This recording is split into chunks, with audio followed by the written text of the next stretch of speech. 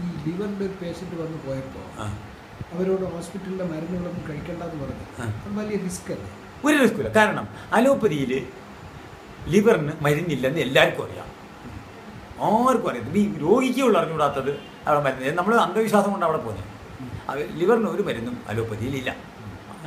പിന്നെ ഞാൻ റിസ്ക് എടുക്കുന്നത് എൻ്റെ റിസ്ക് അല്ല, മരുന്ന് ഇത്രയും നാളുകൊണ്ട് ഞാൻ ചെയ്യുന്നു, എന്നെയൊക്കെ ഒരു കുഴപ്പം ഇതിനെ പറ്റിയിട്ടില്ല. പിന്നെ ദൈവത്തിൽ വിശ്വാസമുള്ളവൻ അവനോട് ഞാൻ ആദ്യമേ പറയുന്നുണ്ട്, നിനക്ക് സമയമാകുമ്പോൾ നീ പോവും. ഒരു മിനിറ്റ് പോലും നിന്നെ ആരും വെച്ചേക്കില്ല, ബാക്കി ഒരു മിനിറ്റ് മുമ്പേ നിന്നെ ആരും എടുക്കത്തുമില്ല. ഇത് സത്യമാണ്. ഈ പരമോന്നത സത്യത്തെ നമ്മളങ്ങ് അംഗീകരിക്കുക. പിന്നെ ആരെ പേടിക്കേണ്ടത്? നീ ഈ വിഷമെല്ലാം അവിടെ കഴിച്ച് ലിവർ വീണ്ടും ഡാമേജ് ആക്കുന്നതിന് ഭേദം അത് നിർത്താൻ പറഞ്ഞാൽ എൻ്റെ ആത്മാർത്ഥമായ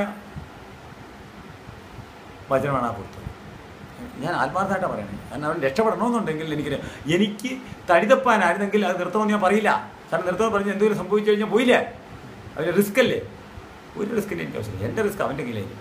എപ്പോഴാണ് നിർത്തണമെന്ന് പറഞ്ഞാൽ അപ്പം നിർത്തും. ഇനി എൻ്റെ കയ്യിൽ ഒന്നുമില്ലല്ലോ. ഞാൻ ആത്മാർത്ഥമായിട്ട് ആഗ്രഹിക്കുന്നത് ഈ വിഷം അവൻ്റെ ഉള്ളിൽ ചെല്ലാതിരിക്കാനാണ്. ഇതിനിടയിൽ എപ്പോഴെങ്കിലും ഒരു കംപ്ലൈൻറ്റ് ഇതുവരെ ട്രീറ്റ്മെൻറ്റുമായിട്ട് കംപ്ലൈൻറ്റ് ഇതുവരെ ഉണ്ടായിട്ടില്ല. അത് ഞാൻ എല്ലാവരും പറഞ്ഞുകൊണ്ടല്ലേ ചെയ്യുന്നത്. എൻ്റെ കയ്യിൽ ഒന്നുമില്ല, ഞാനൊന്നും പഠിച്ചിട്ടില്ല. എൻ്റെ കയ്യിൽ ഇത്ര കുറച്ച് അനുഭവ സമ്പത്തിരിപ്പുണ്ട്. അത് വലിയ 10ാം ക്ലാസ് വരെ പഠിച്ചിട്ടുള്ളതെന്ന് ഞാൻ എല്ലാവരോടും പറഞ്ഞു, ഇല്ലേ? പറഞ്ഞിട്ടില്ലേ? എൻ്റെ കുറേ അനുഭവ സമ്പത്താണ്. ഇത് അടുക്കള വൈദ്യമാണിത്. അടുക്കളയാണ് ആശുപത്രി, അമ്മയാണ് വൈദ്യർ, ആഹാരമാണ് മരുന്ന്. ഇതാണ് നമ്മുടെ ഭാരതീയ സംസ്കാരം. അതിൽ നിന്നുകൊണ്ടാണ് നമ്മൾ കളിക്കേണ്ടുന്നത്. അടുക്കളയിൽ കൂടെ മാറാത്ത ഒറ്റ 10-30 വർഷത്തിന് മുമ്പ് അടുക്കളയിൽ കൂടി മാത്രം ചികിത്സിച്ച് ഭേദമാക്കി നമ്മളെ വളർത്തിയെടുത്ത് 100-120 വയസ്സ് വരെ ഇരുത്തുക. അന്ന് ഈ പ്രശ്നങ്ങളൊന്നും കണ്ടില്ലോ. മോഡേൺ സയൻസ് വന്നു, മോഡേൺ ശാസ്ത്രം വന്നപ്പോഴാണല്ലോ രോഗം ഇത്ര ഉണ്ടായത്. ഇന്ന് ആർക്കും രോഗമില്ലാത്ത ഒരാളെ പറഞ്ഞതാ. ഈ ശാസ്ത്രം വലുതായപ്പോൾ രോഗങ്ങൾ കുറയാണോ വേണ്ടത്, രോഗം കൂടുകയാണോ വേണ്ടത്?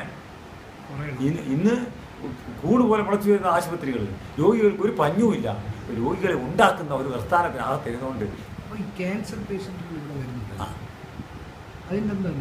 അത് ക്യാൻസർ എന്ന് പറഞ്ഞ രോഗം ഇല്ലല്ലോ. അത് എല്ലാവർക്കും അറിയാവുന്ന കാര്യമാണല്ലോ. ഏത് ഡോക്ടറോട് ചോദിക്കും, ഒരു ഓങ്കോളജിസ്റ്റോട് ചോദിക്കുക ക്യാൻസറിൻ്റെ ഡെഫിനിഷൻ എന്താണെന്ന്. ബയോപ്സി ചെയ്താൽ എന്താ കണ്ടുപിടിക്കുന്നത് അവർക്ക് പറഞ്ഞുകൂടാ. ഇന്ന് വരെ കണ്ടുപിടിച്ചിട്ടില്ലാത്ത രോഗത്തിന് കണ്ടുപിടിച്ചിട്ടില്ലാത്ത ചികിത്സയും കണ്ടുപിടിച്ചിട്ടില്ലാത്ത മരുന്ന്. ഇതൊരു കച്ചവടമാണ്, അല്ലാതെ വെറും കച്ചവടം. പറയുന്നത് ക്യാൻസറിന്റെ ചികിത്സക്ക് വരുന്നവരോട് കീമോ ചെയ്യരുത് എന്ന് പറയുന്നത്. കീമോ ചെയ്യുന്ന പറഞ്ഞാൽ ഒരു കീമോ ചെയ്യുന്നതെന്ന് അവൻ അറിയില്ല. കീമോയെ പറ്റി അവൻ അറിയാമായിരുന്നു എങ്കിൽ ഒരിക്കലും അവൻ അത് ചെയ്യില്ല. ഒരു കാട്ടിനകത്തൊരു എലി കയറി, ആ എലിയെ കണ്ടില്ല, എന്നാൽ കാട് ചുറ്റുവരെ എലി അതിൻ്റെ കൂടെ ചത്തോളും. ഇതാണ് ഒരു കീമോ എന്ന് പറയുന്നത്. മൊത്തം കോശത്തിന് കരളിനെ കീമോ ചെയ്യുന്നവരെല്ലാവരും ശ്രദ്ധിച്ച് നോക്കുക, ലിവറിനാണ് അടി പറ്റിയിട്ടാണ് ചാവുന്നത്. അവിടെയാണ് ആർക്കും അറിയാത്ത രഹസ്യം. അവൻ്റെ കരളും പോലതിൻ്റെ കൂട്ടത്തിൽ കീമോ ചെയ്തിട്ട് വരുന്നവരെ ചികിത്സിക്കും. പിന്നെ സ്വാതന്ത്ര്യമാണല്ലോ. അവർക്ക് ആദ്യമേ സ്വാതന്ത്ര്യമാണ്, ഞങ്ങൾക്ക് ഇത് കഴിഞ്ഞാണ് സ്വാതന്ത്ര്യം. ഞാൻ ഇന്ന് സാറിപ്പോൾ എത്ര പേരെ കണ്ടു, എത്ര ലിവറുകാരെയും ക്യാൻസറുകാരെയും ബ്ലഡ് ക്യാൻസറുകാരെയും. ഇപ്പം ഇന്ന് സാറേ ഉണ്ടോ 3-4 ഉണ്ടായിരുന്നു. ഇന്നൊരു പ്രശ്നങ്ങളില്ല, എല്ലാവരും ഒഴിഞ്ഞ്. പിന്നെ വേറെ ഗുണമുണ്ട് ഇതിന് ചികിത്സിക്കാൻ, നല്ല രസമാണ്.